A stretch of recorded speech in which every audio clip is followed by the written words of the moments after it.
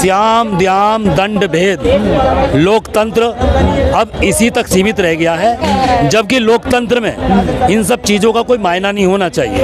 8 seat 9 seat, एक आध seat इधर उधर हो सकती है, बीजेपी निकाल रही है। क्योंकि सातिरपने से राज करना, सत्ता हथियाना, कुर्सियों पे टिके रहना, हमने क्या कहा था प्रभु श्री राम को लेकर के कि उनको मर्यादा पुरुषोत्तम इसलिए कहा गया, उनके अंदर त्याग था, उनके अंदर मर्यादा थी, उन्होंने माता पिता की आज्ञा का पालन किया, समाज में, देश में, परिवार में उन्होंने अपने माता पिता की और परिवार की मर्यादा को रखा, उन्होंने त्याग किया राजपाट का, जंगल जाना पसंद किया। क्या ये नेता जो चिपके बैठे हैं राम के नाम पर, क्या ये अपनी कुर्सी का त्याग कर सकते हैं? उत्तर प्रदेश में चुनाव होने वाले हैं, उपचुनाव 10 सीटों पर, क्या लग रहा है उत्तर प्रदेश में इस बार क्या माहौल रहेगा? देखिए, उत्तर प्रदेश में समाजवादी पार्टी या अन्य पार्टियों का जो गठबंधन है, मुझे लगता है यदि जनता अपना हित और अहित देख करके वोट देती है तो कहीं ना कहीं समाजवादी पार्टी के साथ जो अन्य राजनीतिक दलों का जो संगठन वो है, गठबंधन है, वो सीटें ले जाने की संभावना है। योगी जी कई सारी मीटिंगें कर रहे हैं, सुपर 36 बनाए हैं, कई मंत्री वगैरह पहुंचे हैं, आपको नहीं लग रहा बीजेपी को बढ़त मिलेगी?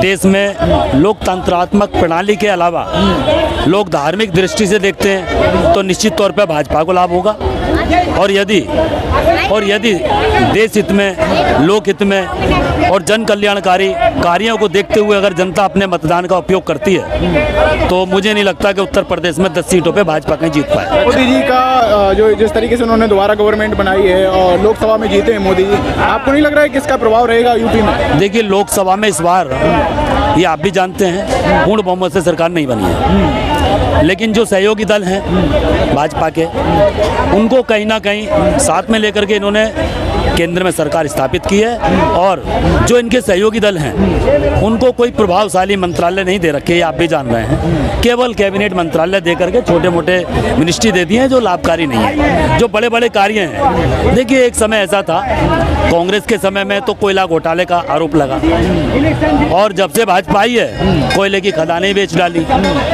तो वो अपराध था कि ये अपराध है। लोकतंत्र हमारे देश का पूंजीपतियों के हाथ में है, मीडिया और देश का लोकतंत्र, जबकि ऐसा नहीं होना चाहिए। पूंजीपति देखिए, अगर गौर करें आप, रतन टाटा जी, मैं उनको सैल्यूट करता हूँ, नमन करता हूँ। आपके शिव नाडर सर, जिन्होंने तमाम गरीब बच्चों को पढ़ाने के लिए आपके विद्या ज्ञान से लेकर के शिव नाडर यूनिवर्सिटी, ऐसी शिक्षा के क्षेत्र खोल रखे हैं, पूंजीपति तो वो भी हैं, अब पूंजीपति ये भी हैं, गौतम अडानी, मुकेश अंबानी, इन्होंने क्या किया देश हित में बताइए आज तक? और 250 टन सोना गिर में रख देना प्रधानमंत्री के द्वारा। देखिए, देश की जो संपत्ति है, अगर हमने किसी को राजपाट दिया, शासन दिया है, तो इसका मतलब ये नहीं है कि आप देश के तमाम संसाधन और यहाँ के माल खजाने को सबको बेच डालो, ये गलत है। लेकिन योगी जी तो कह रहे हैं कि मोदी जी के राज में ऐसा माहौल हो गया है कि मौलवी तक जो है राम राम करते हैं, और एक तरीके से कहीं ना कहीं बहुत अच्छा माहौल हो गया है। देखिए, मैं आपसे एक बात कहूँगा, जब राम जी की बात है,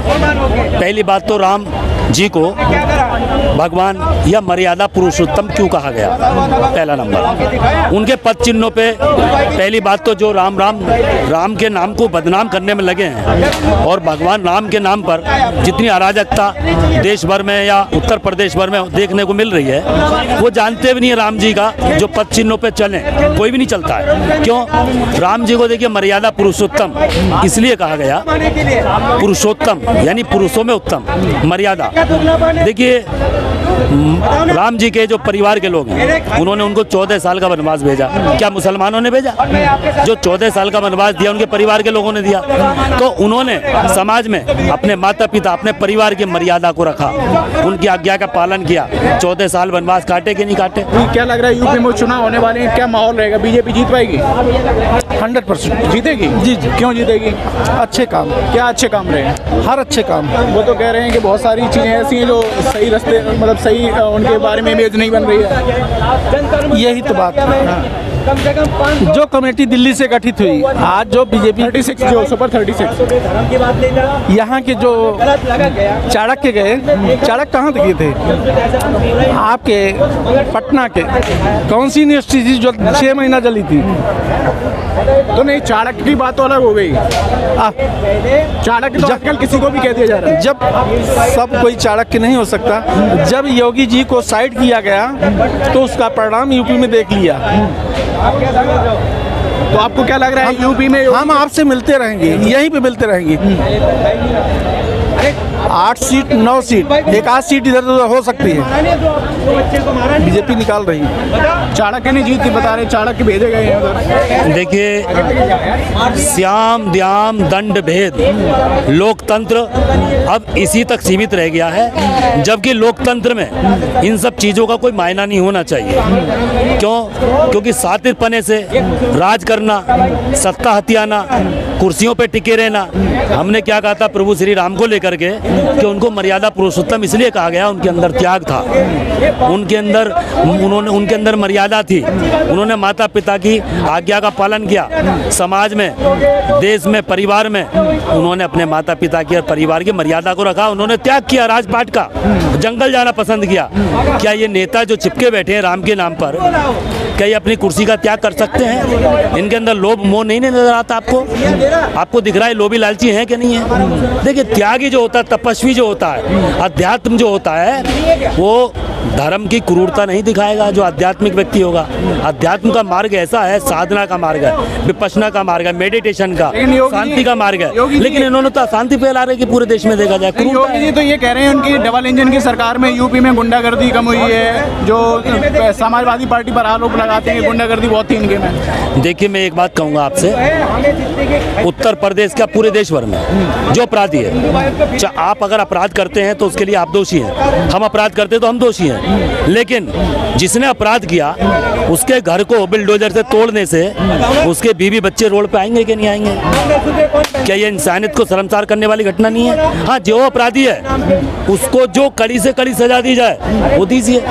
अभी आपने देखा होगा, तो ये कह रहे थे अवैध घर होते तो उन पर बुलडोजर चलता था। देखिए, अभी आपने देखा, मुझे तो लगता नहीं कि न्यायिक चरित्र है उत्तर प्रदेश में सरकार का।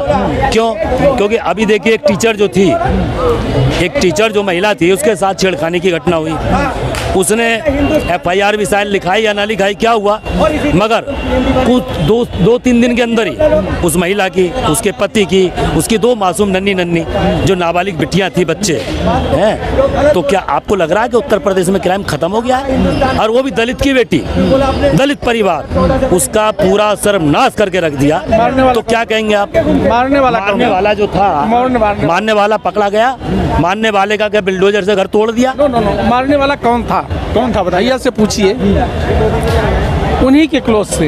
ये रायबरेली घटना है, रायबरेली नहीं, अमेठी घटना है। रायबरेली को टच करता हुआ अमेठी लंबा बना दिए हैं लोकसभा क्षेत्र, अमेठी में अब आ रहा है, तो वहाँ की घटना है।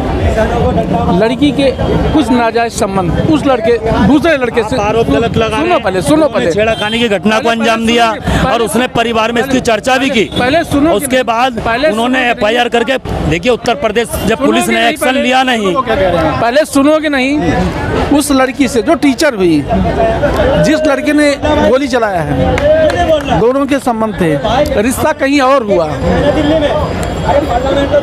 घर वाले सहमत नहीं थे। जब वो टीचर हो गई, जैसे एक मौर्या की घटना हुई थी, वो कोई अधिकारी बन गई, इलाहाबाद की थी, उसके बाद पति को, जिसने उसको पढ़ाया लिखाया, उसको छोड़ के किसी और के साथ, ये सब होती रहते हैं भैया। इसको अगर लेके चलेंगे आप, घटनाएं जो हो रही हैं वहाँ पर, तो आपको क्या लग रहा है ये घटनाएं प्रभावित करेंगी यूपी के चुनाव को? देखिए, निश्चित तौर पे इन चीज़ों का फर्क जरूर पड़ेगा।